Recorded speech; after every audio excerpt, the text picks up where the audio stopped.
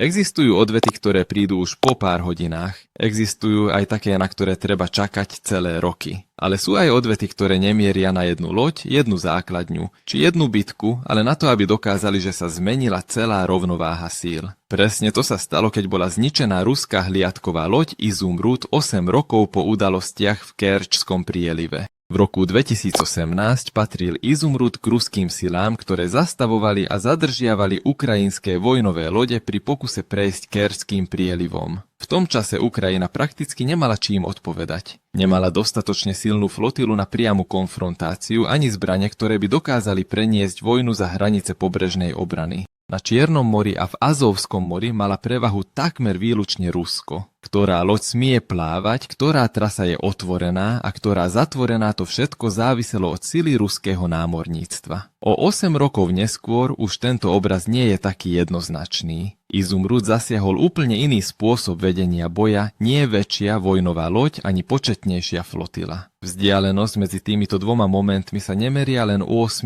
rokmi, ale aj tým, ako veľmi sa zmenila vojna na mori. Podľa denníka The Wall Street Journal donútili útoky ukrajinských námorných dronov Rusko čeliť hrozbe, s ktorou si tradičné obranné systémy navrhnuté proti vojnovým lodiam a strelám jednoducho nedokážu poradiť. Lacný bezpilotný prostriedok dnes dokáže zasiahnuť ciele, ktoré boli kedysi považované za bezpečné priamo vo vodách kontrolovaných Ruskom. Pozoruhodné je, že Ukrajina sa nesnažila vybudovať dostatočne veľkú flotilu, ktorá by dokázala konkurovať Rusku. Zvolila si úplne inú cestu. Namiesto 10 ročí investovania do stavby ďalších vojnových lodí vsadila na bezpilotné technológie, prieskumné systémy presné údery a útoky, ktoré držia protivníka v neustálej obrannej pozícii. Keď náklady na ochranu jednej veľkej lode neustále rastú zatiaľ, čo náklady na nasadenie dronu zostávajú oveľa nižšie, číselná prevaha vo vojnových lodiach začína strácať svoju pôvodnú hodnotu. To je aj dôvod, prečo útok na Izumrud znamená oveľa viac než len vyradenie jednej hliadkovej lode. Odráža zmenu v spôsobe uvažovania ukrajinského velenia a zároveň odhaľuje novú realitu pre Rusko. Kontrola nad morom už dávno neznamená len mať viac lodí ako protivník. Flotila môže na papieri stále existovať, no ak pri každom vyplávaní z prístavu hrozí útok z veľmi malých ťažko odhaliteľných cieľov prichádzajúcich z rôznych smerov, skutočná kontrola sa postupne zmenšuje. Od Čierneho mora po Azovské more už vojnu nerozhodujú najväčšie bojové lode, ale to, kto dokáže protivníka odradiť od používania vlastnej námornej sily. A príbeh Izumrudu je len začiatkom toho, ako odveta po 8 rokoch v skutočnosti signalizuje príchod novej éry vo vojne na mori. Aby sme pochopili, prečo má Izumrud takýto symbolický význam, treba sa vrátiť k udalostiam v Kerčskom prielive z roku 2018.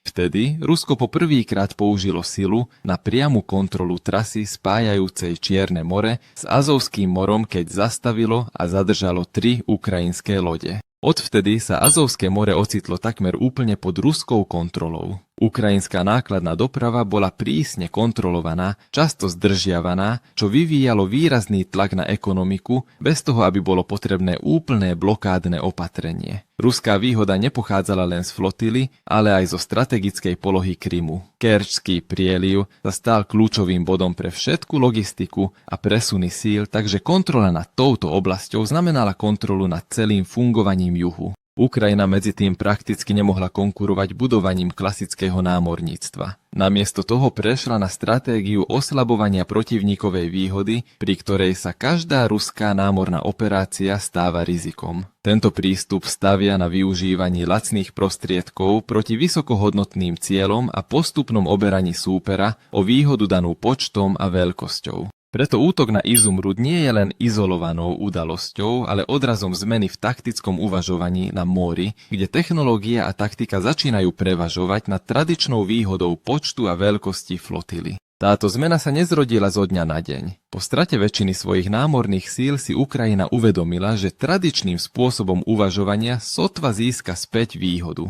Stavba ďalších vojnových lodí si vyžaduje nielen roky, ale aj obrovský rozpočet, zatiaľ čo Rusko si stále udržiava obrovský náskok v počte plavidiel. Namiesto pretekov, v ktorých mala len malú šancu na víťazstvo, sa Ukrajina rozhodla zmeniť pravidlá hry. Novým cieľom už nebolo zničiť celú ruskú flotilu. Dôležité bolo, aby každá ruská loď, ktorá opustí prístav, čelila riziku, že bude odhalená a napadnutá kedykoľvek. Stačilo vytvoriť pocit, že žiadna oblasť už nie je naozaj bezpečná a Ukrajina tak donútila protivníka venovať viac zdrojov obrane namiesto udržiavania tlaku na mori. Práve vtedy sa bezpilotné prostriedky dostali do centra diania. Námorný dron nenahrádza len malú vojnovú loď, plní úlohy, ktoré predtým zvládala celá skupina plavidiel. Drony dokážu vykonávať prieskum, dlhodobo sledovať ciele, spolupracovať so satelitmi, vzdušnými dronmi a útočnými strelami, čím vzniká prepojená bojová sieť. Keď útočí súčasne viacero prostriedkov z rôznych smerov obranný systém lode, musí spracovať príliš veľa cieľov naraz, čo výrazne znižuje účinnosť zásahu.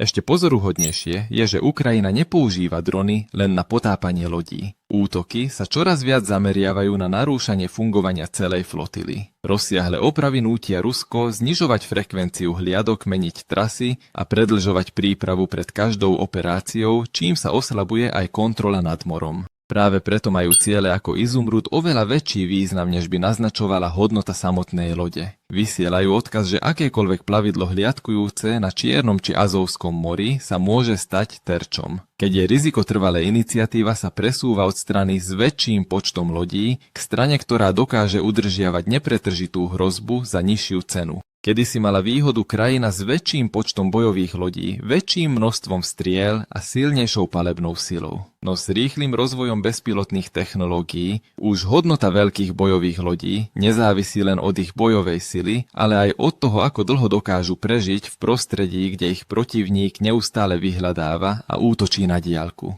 V takomto svete sa námorná sila nemeria počtom lodí zakotvených v prístave, ale schopnosťou udržať prítomnosť na mori bez neúnosne vysokej ceny. Ak by však cieľom bolo len potopiť pár hliadkových lodí, Ukrajina by sotva dosiahla strategickú zmenu. Skutočný tlak na Rusko prichádza z toho, že rozsah útokov sa neustále rozširuje. Namiesto zamerania sa len na vojnové lode, začala Ukrajina venovať pozornosť celej sieti, zabezpečujúcej fungovanie na mori, od nákladných lodí, remorkérov a zásobovacích trajektov až po trasy spájajúce sa s Krymom. Toto je najdôležitejší článok reťaze. Flotila môže mať mimoriadne silnú výzbroj, ale ak sa palivo, munícia, náhradné diely a zásoby nedostanú na miesto včas, bojová schopnosť sa citeľne oslabuje. V modernej vojne už logistika nie je čímsi za frontovou líniou, stáva sa prioritným cieľom rovnako dôležitým ako vojenské základne. Krím je toho najjasnejším príkladom. Po anexii polostrova Rusko investovalo obrovské prostriedky, aby z neho urobilo veliteľské a logistické centrum pre celú kampaň na juhu Ukrajiny. Z prístavov v Sevastopole, Feodosii či Kerči mohli vojnové lode doplňať palivo, muníciu a presúvať sily do rôznych oblastí Čierneho mora. Akékoľvek narušenie zásobovacích trás vyvoláva reťazový efekt naprieč celým týmto systémom. Preto sa ukrajinské údery čoraz viac sústreďujú na zvyšovanie nákladov spojených s udržiavaním ruskej prítomnosti na mori. Keď musí náklad zmeniť trasu konvoj, čaká na sprievod alebo prístav, dočasne zastaví prevádzku, kvôli bezpečnostnej kontrole celý systém sa spomaľuje. Tieto straty sa možno neobjavia hneď na mape boiska, no postupne sa hromadia a znižujú výkonnosť celej logistickej siete. Podľa denníka The Guardian donútili nedávne dronové útoky Rusko opakovane obmedzovať prepravu v Azovskom mori a zároveň posilniť ochranu kľúčových námorných trás. To ukazuje, že cieľom Ukrajiny už dávno nie je len ničenie jednotlivých plavidiel, ale vytvorenie prostredia, v ktorom sa každá námorná operácia stáva zložitejšou a drahšou. To je aj zásadný rozdiel medzi dnešnou vojnou na mori a tým, čo sa dialo v minulosti. Kedysi bolo potrebné poraziť protivníkovú flotilu vo veľkých námorných bitkách, aby ho bolo možné oslabiť. Dnes stačí neustále tlačiť na logistické trasy a nútiť protivníka vyčerpávať zdroje na ich ochranu a rovnováha síl sa môže zmeniť aj bez jedinej rozhodujúcej bitky na hladine. Kontrola už nezávisí od počtu zostávajúcich lodí, ale od schopnosti udržať tok zásobovania, ktorý za nimi stojí. Táto zmena stavia Rusko pred oveľa zložitejšiu úlohu, než je len oprava poškodenej lode. Bojovú loď možno opraviť alebo postaviť novú, no pocit neistoty na celom mori sa nedá odstrániť len doplnením ďalších plavidiel. Keď každá hliadka musí počítať s rizikom odhalenia a útoku, mení sa aj spôsob fungovania celej flotily. To so sebou prináša celý rad obranných rozhodnutí. Lode musia operovať opatrnejšie, príprava pred každou misiou trvá dlhšie, mnohé kedysi bezpečné oblasti si teraz vyžadujú prísnejší dohľad. Zdroje, ktoré predtým smerovali do útočných operácií, sa teraz musia deliť medzi ochranu základní, sprevádzanie nákladných lodí a zabezpečenie námorných trás. Čím viac síl zostáva viazaných v obrane, tým menej ich zostáva na vytváranie tlaku inde. Presne o toto sa Ukrajina dlhé roky snaží. Nepotrebuje ovládnuť celé Čierne more, aby získala výhodu. Stačí, keď Rusko nebude môcť túto oblasť využívať s takou voľnosťou ako predtým a strategická rovnováha sa začne meniť. V modernej vojne dokáže obmedzenie schopnosti konať niekedy priniesť rovnaký efekt ako priame vyradenie protivníkových síl.